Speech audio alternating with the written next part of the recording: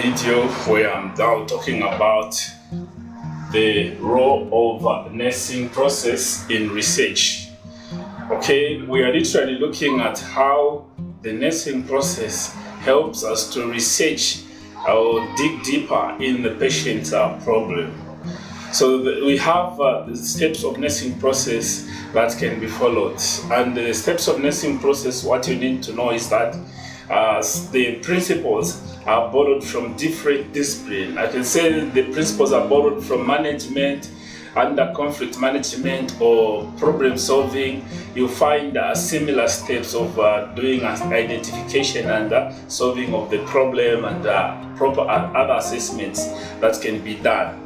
Okay, and when you talk about the research process itself, you find that some of the elements that are found in the nursing process, they are also found in the research process. So the process of the nursing process has the following steps. Of course, other literature may try to put in other things there that they feel are necessary, but I just came up with these steps because they are relevant to the discussion that I'm having today. All right, so the acronym ARTPI is that is the acronym mostly that we use to remember the steps in the nursing process. So the first step of the nursing process is the assessment. Assessment is done to identify a problem which can either be actual or potential that the patient might be facing. So this is very important as for you to have an idea of what the patient is having, so that you can form an hypothesis or you can form a diagnosis. When you look at the nursing research, or we're looking at research, you have to identify a problem, come up with an idea, and then come up with a hypothesis. So in nursing process, we are saying you first do an assessment so that you get an idea. When you do an assessment, that's when you get an idea of the problem that the patient is having, of the conflict within the patient. So an assessment will be done, a hypothesis will be arrived at. So a hypothesis is a scientific guess of what is presumed to be true. So a diagnosis will be made. So the diagnosis is made of after a lot of differentiation of what the problem is for the client or the patient that you're seeing. So that is when we arrive at the diagnosis. So after arriving at the diagnosis, you need to come up with a plan of treatment. So a plan of treatment here it entails that you have to research on the best treatments that the patient can receive. You have to put together all the best treatments that patient can get, so that within that condition you are able to solve the patient's problem or patient's disease. So here you draw up a treatment plan, or you come up with a treatment for the patient, how best you are going to treat the patient. So planning, we're talking of nursing, it's a nursing care plan. Okay, so you're coming up with a nursing care plan, okay, which is a framework where you put details of how you're going to nurse the patient. Okay, so then this takes us to implementation. Implementation simply means putting intervention on the ground to help the patient. So to implement is to intervene. So after thorough planning, you have to start implementing. After doing your research, you make recommendations, and then it is implemented. Okay, and after you have done that implementation, patient is not improving and the likes, you can argue the hypothesis, or you can argue the diagnosis and come up with another query diagnosis that you are able to treat. So mostly, experienced physicians, whenever they arrive at a diagnosis, sometimes they'll put query this, so that even that disease as they are treating, it is also catered for within the treatment. So you might sometimes see query diagnosis to see if a patient can also respond to the other disease that they are trying to suspect. So implementation.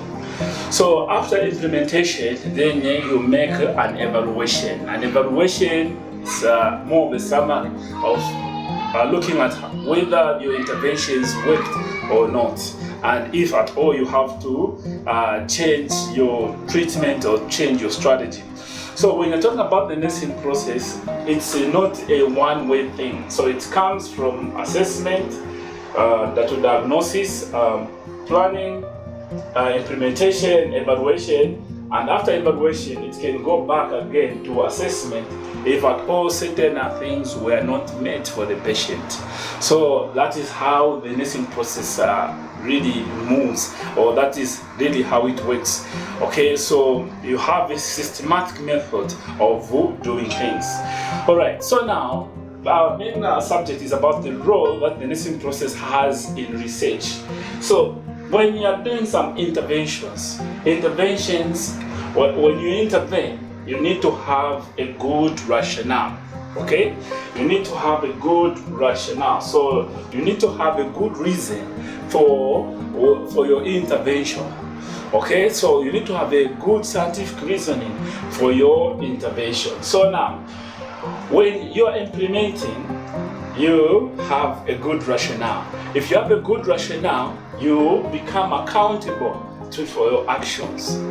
Okay, so if you have done a good research, you become accountable for the good interventions that you put in.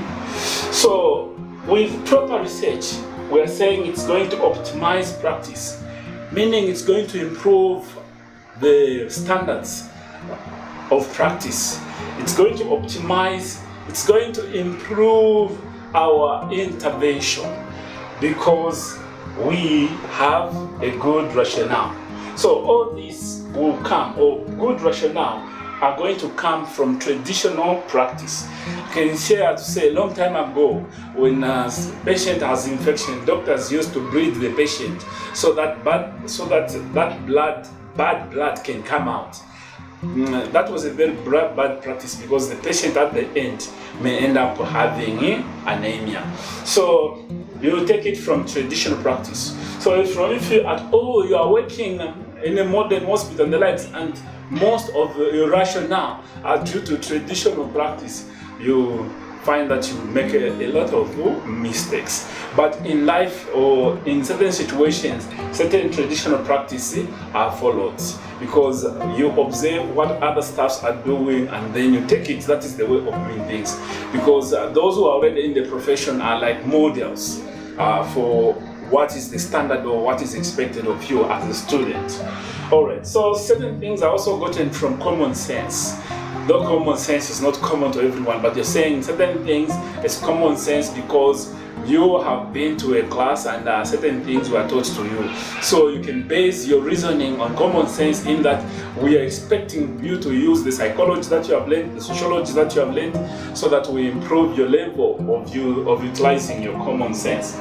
Alright, then other things is from experience. Certain things you find that even when they are advertising for a job, they ask for 10 years experience, 20 years experience, and of late mostly institutions they want you to have 30 years experience or 50 years experience, which is now trending. I don't know why. So experience is also experience teaches us lessons.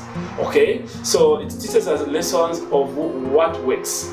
Okay, so from experience you might have tried and erred, and then at the end you would have found the solution.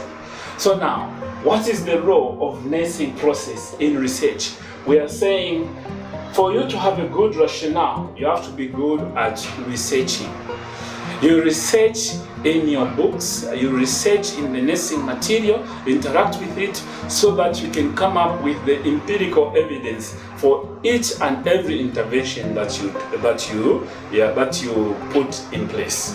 So research becomes very important in our nursing process because it helps us to come up with empirical evidence, scientifically proven evidence of which becomes the reason for our practice. So that is the importance of the nursing process in research, for us to have to use empirical evidence instead of common sense, using guesswork and the likes. It helps to optimize the standard. It helps us to be accountable to our practice, so that if we meet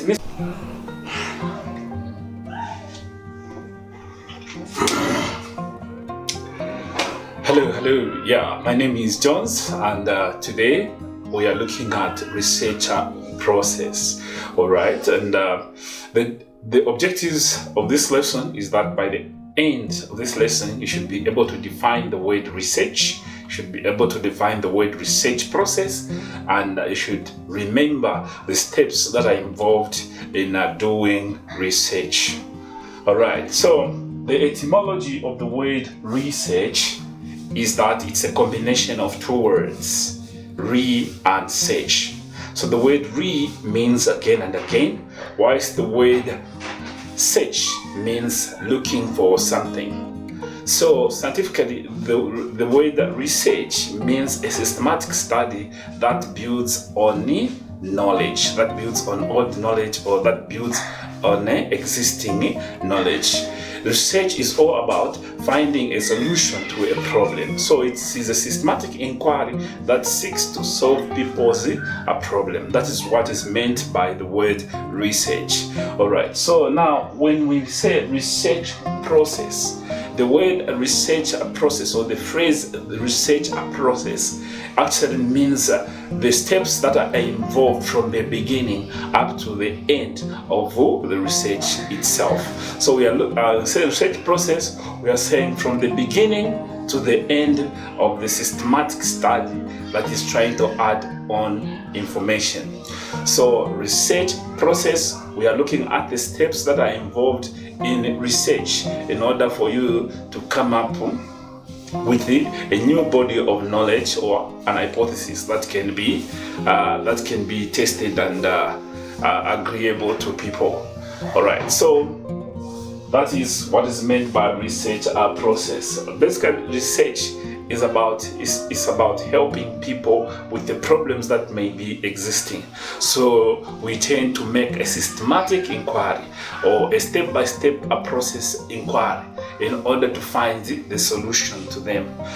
All right, so basically there are about 3 steps in doing research, and that is you pose the question, you collect the data, and then you present the answers to research.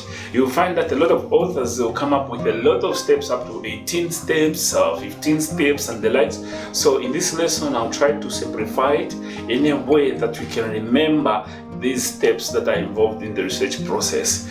All right, so why is it important for you to know the research process? Is because when you know the research process, you'll be able to conduct your research in an ethical manner.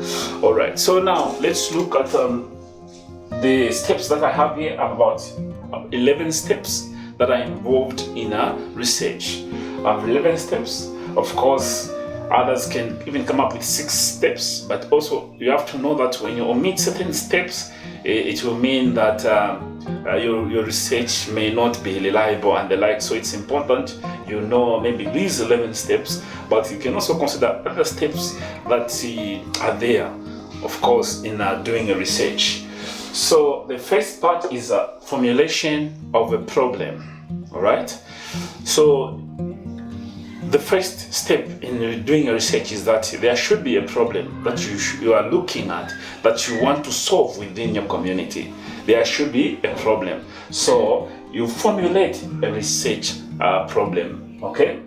Problem, okay? Find a research problem statement, of course, for the problem that the community is facing. Then the next part is review of literature. All right, so once you have formulated the research problem, you have to review a lot of literature that try or seek to provide solutions to that problem, and you see if at all they are answering the question that you might be seeking. So in this might also involve rephrasing your research question, so that, or you streamline your research question so that that which you want answered can be answered. So there will be review over literature.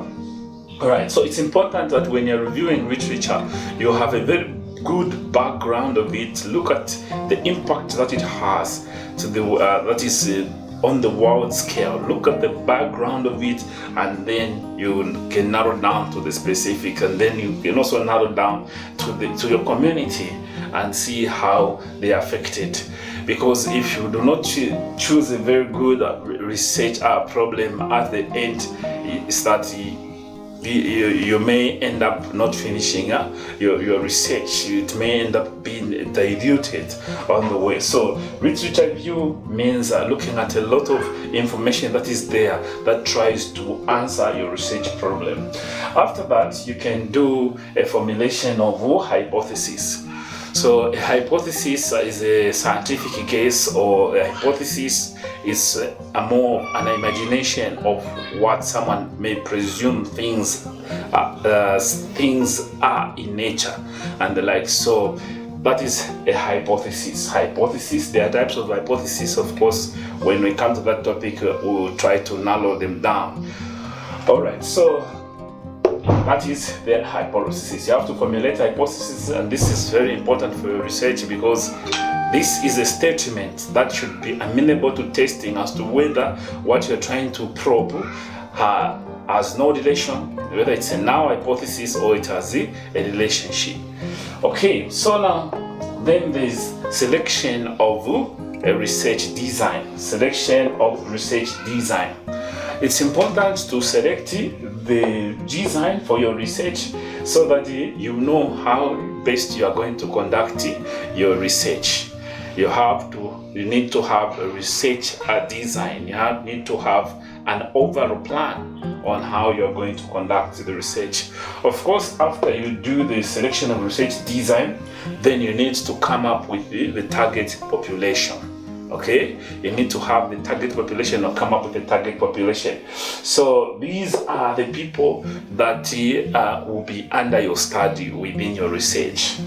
Okay, then the sampling of the population. It's taking a small portion from your population that is representative of the bigger population that is under study.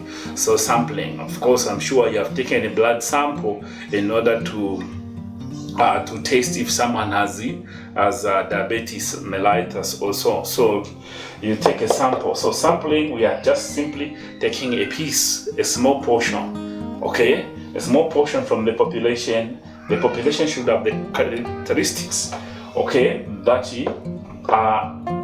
that are needed for research, because we have that target population. So they should have all the characteristics that you need. That is the sampling population. Of course, you have gone sometimes to the market and you have taken a little bit of the sample to see the quality of the rice that you want to buy. So you just take a little bit. You're taking a sample, don't take everything, just take a little bit. So that is sampling. All right, then step 7 there is ethical consideration. Okay, in order for you to carry out a research that is legal, you need to get permission. Okay, so there should be ethical consideration. All right, so as you are doing a research, there can even be a letter that is given for you to seek permission. So the people that you are studying needs to be aware of what you are doing, so that they can be cooperative. All right, then a pilot study. A pilot study is conducted in order for you to make an assessment of before you do the main research. So you conduct a pilot study. It's a small study, it's a mini study where you simply get a little bit of more information and test your questions as to how best it can be received within your community. So you take a pilot study. Okay, then data collection.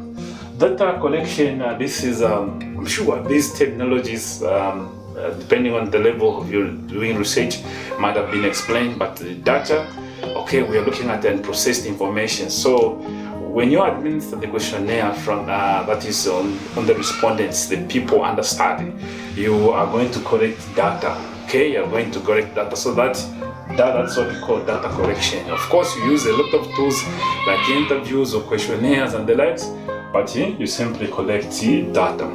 So when you have collected data, that data needs to be analyzed. So there will be data analysis.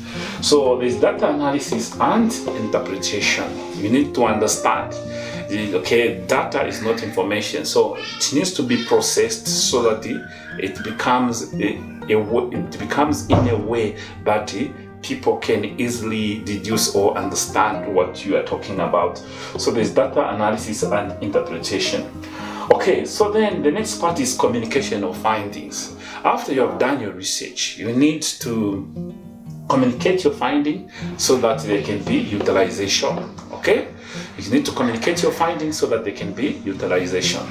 All right, so this can be through radio, through some review magazines and the like, so you can communicate your data through such. And then the information that you have come up with can now be utilized. Okay, so then there's utilization of data. To remember this process, these 11 steps, I'd put in here some kind of mnemonic like PLH. All right, so problem, okay, problem statement, coming up with a problem statement, literature review, coming up with a hypothesis. I just picked some keywords within the steps there. Then there is a design, research design, okay, and apart from design, there will be data collection, okay, data collection. So PLHD to the power 4, and then H just as an acronym for you to remember the steps there that are involved. Okay, then there's design, there's data collection, there will be data analysis, then there will be drawing conclusion, okay, drawing conclusion, okay, then report writing, then you can do the recommendations after that. Okay, then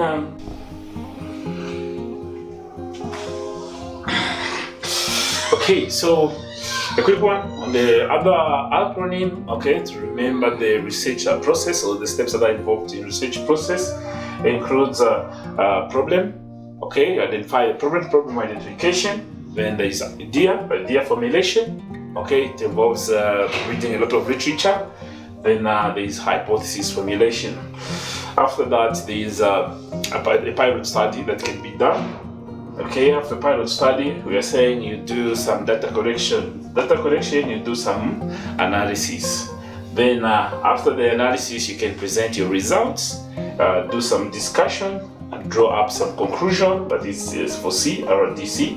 Okay, results, then discussions, then conclusions.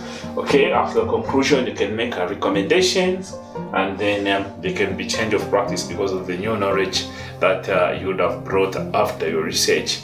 So research is very important, and please, if you're facing any challenges, please, through our Google class, you can always post those questions and comments so that we can help you. So thank you very much.